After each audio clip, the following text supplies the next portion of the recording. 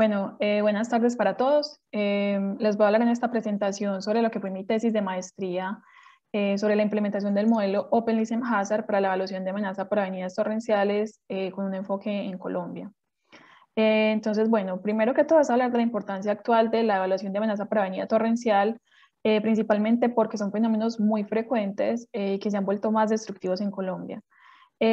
Por eso mismo, desde hace varios años se viene hablando de estos estudios básicos que deben ser incorporados de forma obligatoria en los planes de ordenamiento territorial. Pero digamos, ¿cuál es la diferencia entre modelar, por ejemplo, la amenaza por deslizamiento o por inundación a la amenaza por avenida torrencial?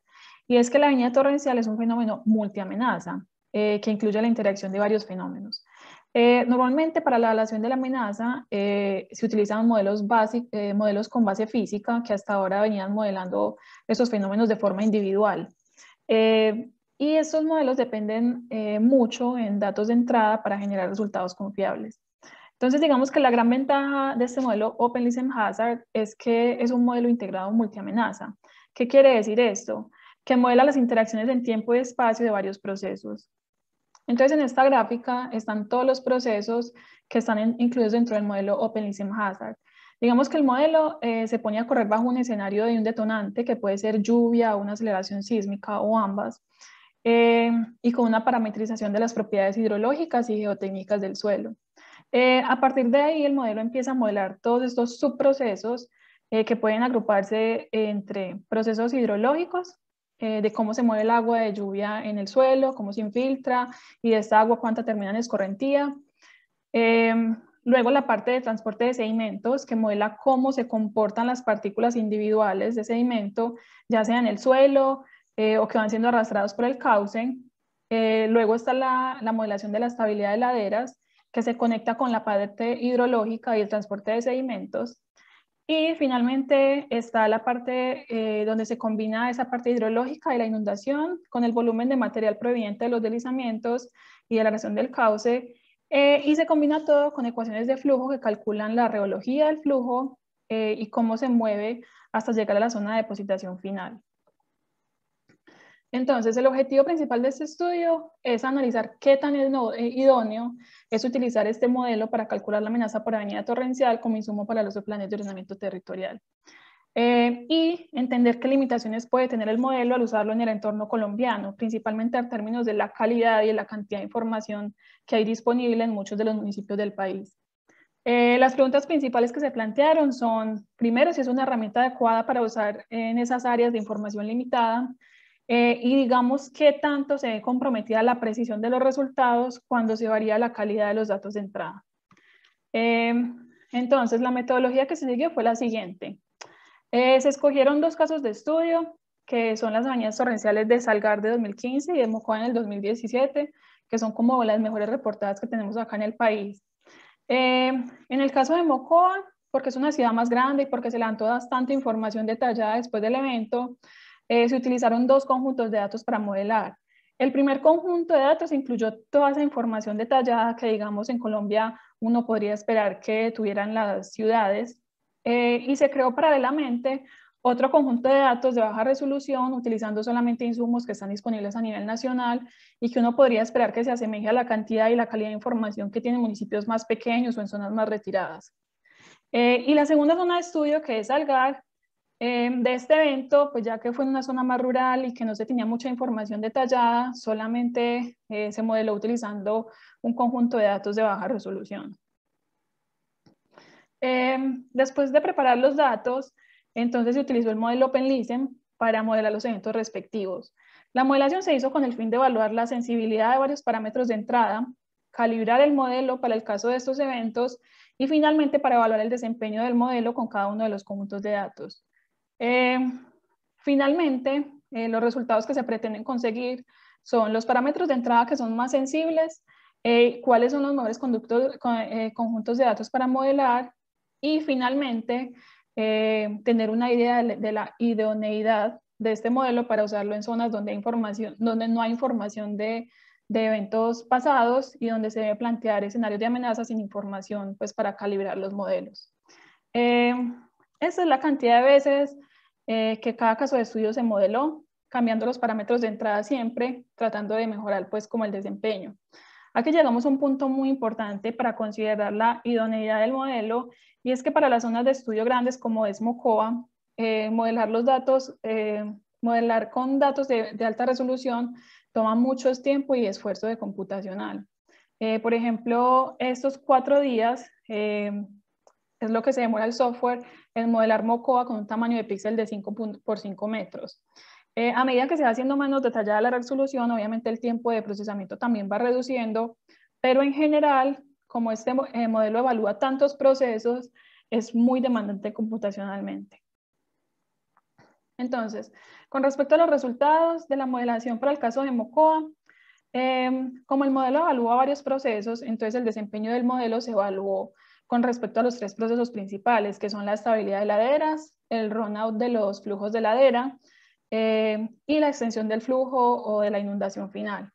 Este vendría siendo los resultados de la estabilidad, los resultados el recorrido de los flujos, de la inundación final, y este último gráfico se refiere al desempeño general del modelo tomando en cuenta los 3 subprocesos principales. Esos gráficos muestran la relación entre el porcentaje de verdaderos positivos, o sea, las celdas que fueron clasificadas como inestables o inundadas, etcétera, y que en realidad lo fueron, versus el porcentaje de falsos positivos, o sea, aquellas celdas que fueron clasificadas como inundados o inestables, pero que en realidad no lo fueron. En este tipo de gráficos, la modelación, digamos, perfecta se encuentra como en esta esquina superior izquierda, y mientras más cerca esté el punto, digamos, de esta zona, significa que la modelación fue más precisa. Entonces, para cada gráfica, el color de los puntos muestra qué datos se utilizaron para las modelaciones. Los puntos claros muestran los resultados que se obtuvieron usando los datos detallados, mientras que los puntos oscuros muestran los resultados de los datos con menor resolución. Entonces, en términos generales, la primera conclusión es que el modelo tuvo un desempeño muy similar usando los datos más detallados y los de menos detalle, al menos para modelar la estabilidad de taludes y el runout de los flujos de laderas. Esto se debe probablemente a que las propiedades geotécnicas del suelo, que son las que, digamos, influencian estos procesos, siguen siendo muy heterogéneas, incluso para un dataset detallado. La modelación de la inundación sí fue más precisa usando los datos más detallados, lo cual tiene que ver directamente con la resolución del modelo digital de elevación. Bueno, este gráfico muestra una especie de análisis probabilístico de las corridas que analizamos. Se muestra la extensión de la inundación, digamos, como con todas las corridas. El color indica el porcentaje de corridas que se cubrieron en el área, mientras que la extensión real del evento está marcada en azul. Entonces, a ver, para empezar, se puede ver como la mayoría de las corridas no produjeron inundaciones. Más o menos el 70% de las corridas terminaron modelando solamente una inundación muy leve o ninguna inundación. Esto se puede ver a lo siguiente, y es que el modelo PENLICEN modela un escenario posible de eventos que suceden después o durante una lluvia intensa. La bañada torrencial es un evento que libera mucha energía, y gran parte de la energía y la carga de sedimentos que termina teniendo se da porque en algún punto de la tormenta se cruza un umbral que detona todos esos enjambres de movimientos en masa que terminan bajando por la corriente en forma de flujo y terminan dándole al evento como la gran cantidad de energía que termina teniendo. Cuando por algún motivo, ya sea por la parametrización de la zona de estudio o porque no se conocen las condiciones de saturación del suelo antes de la tormenta, no hay deslizamientos, entonces suceden cosas como las de esta gráfica, donde el resultado de una modelación es únicamente, donde el resultado de la modelación sí es únicamente la inundación. Este tipo de fallas se traducen en mucho tiempo perdido, y ya que recordemos que el modelo se demora mucho tiempo corriendo. También otra cosa importante aquí es que siempre que el modelo predijo una inundación, generalmente la sobreestimó, digamos, su extensión, especialmente en esta región de aquí, donde predice una inundación muy grande que en realidad no ocurrió. Ese resultado es muy difícil de explicar, pero en general puede haber sido causado por una característica específica de este evento, como un bloqueo, un deslizamiento, etcétera, Y aquí se ve otra cosa importante que es muy importante, que hay que recalcar, y es que una avenida torrencial es una suma de sucesos muy específicos de cada caso y de cada una de las características del momento, y modelar ese tipo de casos tan excepcionales también es muy complicado, y más cuando se trata de eventos en cadena, y uno solamente, digamos, tiene control sobre el principio de todos estos eventos. Estos son los resultados para el caso de Salgar. Recordemos que en la zona de Salgar solamente se utilizó una serie de datos que son de una resolución gruesa. Y acá en este gráfico se muestran los resultados para cada uno de los subprocesos, y en general se muestra la misma tendencia. La extensión de la inundación, que son estos puntos azules, es el subproceso que tuvo el mejor desempeño, mientras que la estabilidad de laderas y el runout de los flujos de ladera no fue tan preciso. Estos son los resultados que se tuvieron para el caso de Salgar y que siguen pues un patrón como bastante lógico. En general, la extensión del flujo que se modela es mucho más grande que la del evento real, que está marcada en azul claro. Y se vea que probablemente se modelaron bastantes deslizamientos, ¿cierto? El modelo sencillamente está mostrando las zonas que son susceptibles a fallar, pero como en este caso, por ejemplo, particular, en este evento, la precipitación se presentó solamente en esta zona, entonces digamos que la inundación es mucho menor.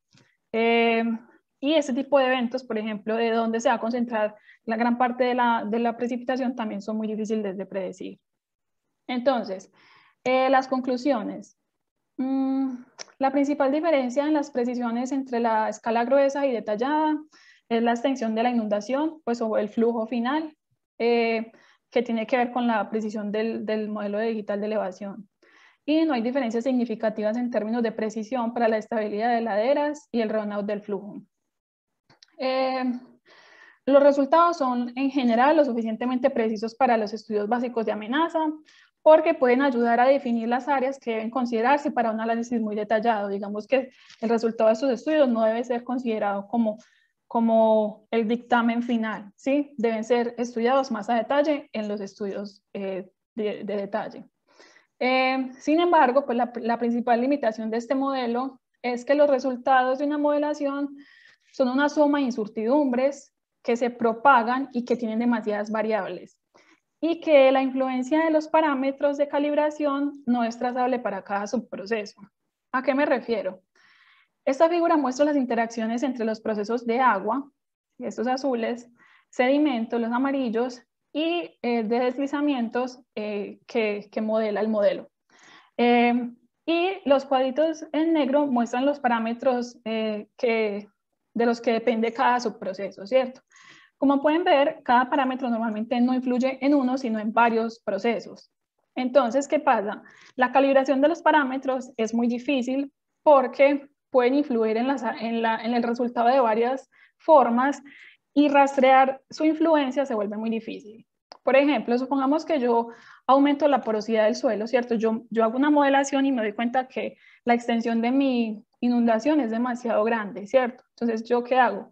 Yo aumento la porosidad del suelo para hacer mi inundación más pequeña, pero resulta que la porosidad también tiene que ver con la estabilidad de ladera, ¿sí? Y la porosidad aumenta la inestabilidad. Entonces,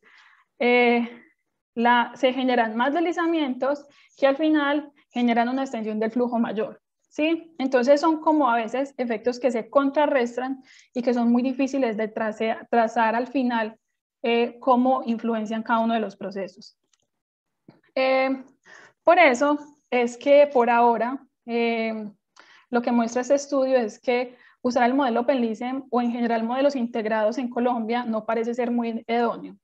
Este tipo de modelos están siendo desarrollados y este tipo de ejercicios académicos son muy valiosos para entender sus limitaciones, y al menos en el caso de Colombia, con el déficit de información que tenemos, digamos que pueden haber formas más efectivas para evaluar la amenaza en términos de costo-beneficio o de tiempo de computación versus resultados, ¿cierto?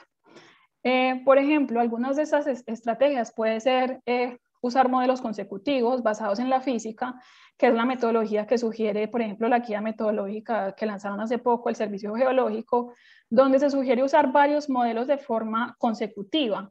De esta forma, se tiene más control sobre la influencia de los parámetros de entrada en cada uno de los resultados de los subprocesos.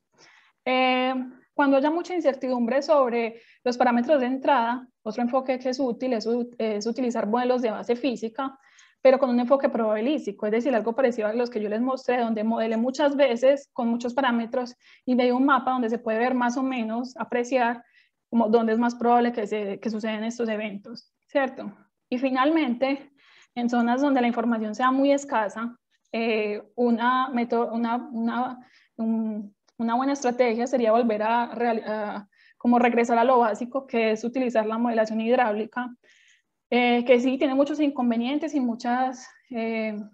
se obvian muchos procesos, pero digamos que al menos es muy efectivo en términos de que cuando hay tantas incertidumbres es mejor sencillamente eliminarlos e irse por lo más básico, ¿cierto?